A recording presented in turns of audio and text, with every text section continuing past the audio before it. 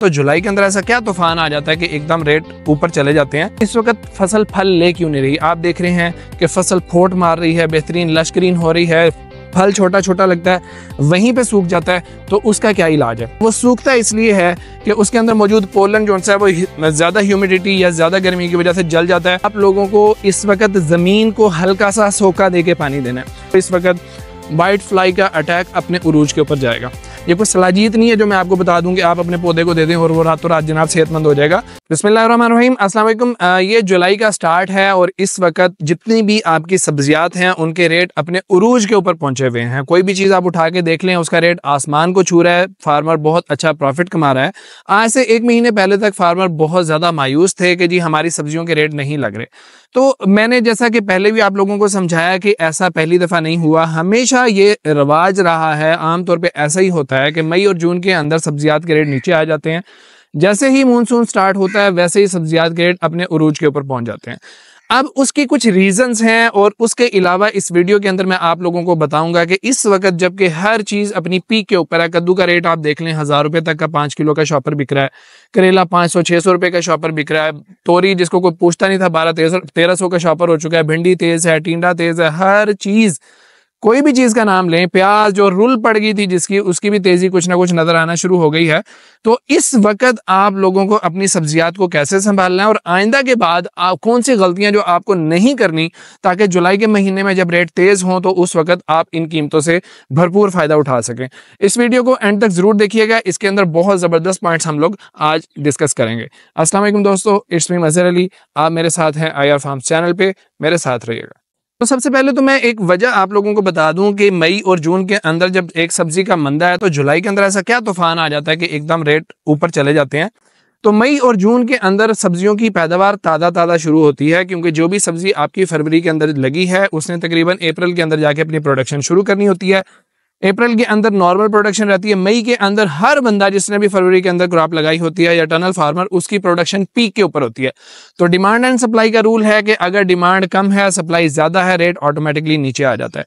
अब जब वो रेट मई और जून के अंदर नीचे आता है, जो कि इतना भी ज़्यादा नीचे नहीं होता कि आप लोग अपने एक्सपेंस पूरे ना कर सकें, तो फिर फार्मर की तवज्जो अपनी फसल से कम हो जाती है। दूसरा दबाव आता है वेदर का। एक शदीद किस्म का मतलब लू चलती है जिसकी वजह से आपकी क्रॉप जलना शुरू हो जाती है, जिसकी वजह से एक तो क्रॉप बूढ़ी होती जा रही है। मई और जून के एंड तक वो अपनी जवानी से थोड़ा सा नीचे आना शुरू होती है, प्रोडक्शन डाउन होती है। दूसरा रेट डाउन होने की वजह से फार्मर ने एक्सपेंस नहीं किया होता, केयर नहीं की होती, बीमारियों के अटैक ज़्यादा होते हैं।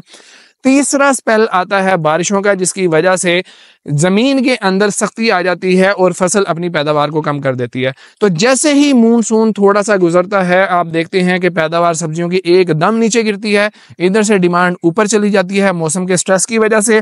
तो फिर ऑटोमेटिकली रेट ऊपर जाने ही होते हैं। ऐसा हर साल होता है। जो पुराने फार्मर हैं वो इस चीज़ को समझते हैं, इस चीज़ को प्लान करते हैं, अपनी क्रॉप्स को संभाल के रखते हैं और इस वक्त वो पैसे कमाते हैं। जो नए फार्मर होते हैं वो पैनिक कर जाते हैं, अपनी क्रॉप के ऊपर एक्सपेंस करना छोड़ देते हैं, जिसकी वजह से उनको बहुत ज़्यादा फिर नुकसान होता है। अब आजकल जो हमारी हेल्पलाइन के ऊपर, जिसका नंबर नीचे भी आप लोगों को मिल रहा है, जहाँ पे आप लोग कॉल करके अपने मसाइल को डिस्कस कर सकते हैं, उस पर ज़्यादा सवाल यही हमसे किया जा रहा है कि सर कोई एक ऐसा नुस्खा बता दें कि हम मतलब अपनी फसल को आज लगाएं और कल जनाब भरपूर पैदावार हो जाए। तो भाई ऐसा कोई नुस्खा मेरे पास नहीं है, लेकिन मैं आप लोगों को आज जो एहतियातें बताऊंगा उसके ऊपर अगर आप लोग अमल करेंगे तो आने वाले 10 दिन के अंदर अंदर आपकी क्रॉप जो सी हैं वो बेहतर होती चली जाएंगी। तो पहली चीज़ कि आपको अपनी जो भी क्रॉप लगानी है, अगर मंदा आ भी गया है तो फिर आपको उससे पीछे नहीं हटना। फर्टिलाइजर प्लान प्रॉपर होने चाहिए, इंसेक्टिसाइड फंजीसाइड के प्लान प्रॉपर होने चाहिए, बीमारियों से बचाना है। क्योंकि जैसे ही ये मंदा आता है, ज़्यादातर फार्मर पीछे हटता है तो उसके बाद तेज़ी आनी ही होती है। जैसे हर रात के बाद दिन का उजाला होता है, ऐसे ही हर मंदे के बाद तेज़ी आती ही आती है। तो जब भी मंदा आए आपको अपनी क्रॉप के ऊपर ज़्यादा इन्वेस्ट करना है, क्योंकि उसके फ़ौरन बाद तेज़ी 15 दिन बाद आ जाए, 1 महीने के बाद आ जाए, लाजमी आएगी। अब आगे आ जाते हैं कि इस वक्त जो हमारी क्रॉप्स स्टक हुई हुई हैं उसकी रीजंस क्या हैं। जैसे कि मैंने पहले बताया कि लू चली, उसकी वजह से पॉलिनेशन के मसाइल आए, वाइट फ्लाई का शदीद अटैक हुआ जिसकी वजह से वायरस इसके अंदर आया। तीसरी चीज़ जो सी है वो इसके ऊपर बारिशों के वजह से ज़मीन के अंदर जो सांस लेने की वो नालियाँ बनी हुई होती हैं, वो रास्ते बने हुए होते हैं ऑक्सीजन के, वो बंद हो जाते हैं। तो अब क्या ऐसा किया जाए कि आपकी फसलें दोबारा से बेहतर हो जाएं? तो सबसे पहली चीज़ आपको अपनी अपनी ज़मीनों की गोडियाँ करवानी। गोडियाँ बहुत ज़रूरी हैं इस वक्त। जब आप लोग अपनी ज़मीन की गोडी करवाएंगे, फसल की गोडी करवाएंगे, तो उसके स्पोर्स, वो जो ज़मीन के अंदर सुराख हैं वो खुलेंगे, ज़मीन सांस लेगी, ऑक्सीजन बेहतर होगी, ज़मीन के अंदर मौजूद बैक्टीरिया एक्टिव होगा, जिसकी वजह से स्ट्रेस लेवल कम होगा। दूसरी चीज़, इस वक्त फसल फल ले क्यों नहीं रही? आप देख रहे हैं कि फसल फोट मार रही है, बेहतरीन लश ग्रीन हो रही है, फल छोटा छोटा लगता है, वहीं पर सूख जाता है, तो उसका क्या इलाज है? देखें, सबसे पहले इसकी वजह को समझें। हवा के अंदर नमी आ गई है, जिसकी वजह से पौधा अपनी वेजिटेटिव ग्रोथ की तरफ जा रहा है, मतलब वो अपने पत्ते बढ़ा रहा है, अपनी शाखें बढ़ा रहा है।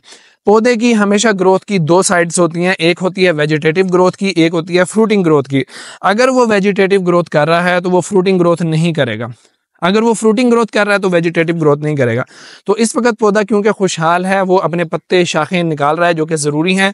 थोड़ा सा टाइम इसको निकालने दें, उसके बाद हमने कुछ स्प्रेज इसके ऊपर करके इसको फौरी तौर पे रोकना है।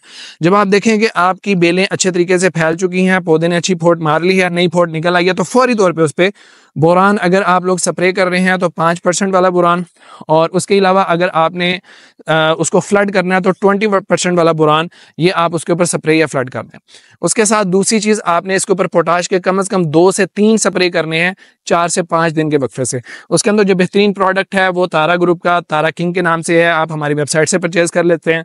उसके अलावा जो दूसरा थोड़ा सा महंगा प्रोडक्ट है स्वाद एग्रो का स्पीडफॉल के, वो मिक्स करें। साथ में आपने 10 ग्राम जिब्रेलिक एसिड जो सा वो ज़रूर शामिल करना है। ये स्प्रे जो मैंने आपको बताया, पहला बोरान 5%, तारा किंग या स्पीडफॉल के, जिब्रेलिक एसिड 10 ग्राम, ये मिक्स करके आप अपनी फसल के ऊपर हर चौथे पांचवें दिन स्प्रे करें। उससे ना सिर्फ नई शाखें निकलेंगी, बल्कि पौधा जो सा है, जो छोटा छोटा फल लग के सूखने का अमल शुरू हुआ है, वो इंशाल्लाह बेहतर हो जाएगा। वो सूखता इसलिए है कि उसके अंदर मौजूद पोलन जो सा है वो ज़्यादा ह्यूमिडिटी या ज़्यादा गर्मी की वजह से जल जाता है इस वक्त, क्योंकि इंसेक्ट भी एक्टिव नहीं होते, तो क्रॉस पॉलिनेशन नहीं हो पाती। बोरान उसकी क्रॉस पॉलिनेशन को बेहतर करेगा, जो पोटाश है वो उसके फोटोसिंथेसिस को बेहतर करेगा, जिब्रेलिक एसिड उसकी नई फोट को बढ़ाने के अंदर मदद करेगा, तो आपका प्लांट एक नॉर्मल ग्रोथ के अंदर आ जाएगा। उसके अलावा आप लोगों को इस वक्त जमीन को हल्का सा सोखा देके पानी देना है। मई जून के अंदर हम लोग कहते हैं कि आपको अपनी क्रॉप को बिल्कुल भी सोखा नहीं देना। जुलाई अगस्त के अंदर हम लोग कहते हैं कि अपनी क्रॉप को सोखा दे दे के चलाएं, क्योंकि इस वक्त वेजिटेटिव ग्रोथ ज्यादा हो रही है, जिसकी हमारे से कोई मतलब नहीं है, हमें फ्रूटिंग ग्रोथ चाहिए, तो प्लांट को थोड़ा सा स्ट्रेस दें। दूसरी चीज, क्योंकि जमीन के अंदर बारिश होने की वजह से वाटर लॉगिंग के इश्यूज आ रहे हैं, तो गोडी लाजमी कराएं। अगर 10 दिन में गोडी आप लोग करवा सकते हैं तो लाजमी कराएं। वीड कंट्रोल करें, तो उससे इंशाल्लाह आप लोगों की क्रॉप बेहतर हो जाएगी। तीसरी चीज जो सी है वो, इस वक्त वाइट फ्लाई का अटैक अपने उरूज के ऊपर जाएगा, तो इस वक्त आपके जो क्रॉप प्लान्स हैं उनके अंदर फंजीसाइड भी लाजमी शामिल होनी चाहिए। अब कौन सी फंजीसाइड करनी है ये डिपेंड करता है आपकी क्रॉप के ऊपर और उस पर आने वाली बीमारी के ऊपर। नीचे दिए गए नंबर के ऊपर रब्ता करके हमारी हेल्पलाइन से आप हेल्प ले सकते हैं कि हमें इस वक्त कौन सी फंजीसाइड या कौन सी इंसेक्टिसाइड करनी है, गोडियां करवानी है, और जो मैंने ऊपर से fertiliser plan, micro nutrient plan बताए हैं वो आप लोगों को अप्लाई करने हैं। याद रखें, एकदम से ये बीमारी नहीं आई, एकदम से ये बीमारी जाएगी भी नहीं। आपके पौधे ने एकदम से अपनी फ्रूटिंग नहीं रोकी, एकदम से वो फ्रूटिंग देगा भी नहीं। ये कोई सलाहियत नहीं है जो मैं आपको बता दूं कि आप अपने पौधे को दे दें और वो रातों रात जनाब सेहतमंद हो जाएगा। आप लोगों को एक नॉर्मल रूटीन के मुताबिक हल्की हल्की इसको डोजेस देनी है। इंशाल्लाह 10 दिन के अंदर आपका प्लान, आपके जो क्रॉप है वो स्ट्रेस से निकल आएगी और ज़बरदस्त फ्रूटिंग देना शुरू हो जाएगी। इसके अलावा अगर आप लोगों के सवाल हैं तो कमेंट के अंदर जाके सवाल करें या हमारी हेल्पलाइन के ऊपर कॉल करें, हम इंशाल्लाह आपको ज़रूर गाइड करेंगे। मज़हर अली को इजाज़त दीजिए, अल्लाह हाफ़िज़।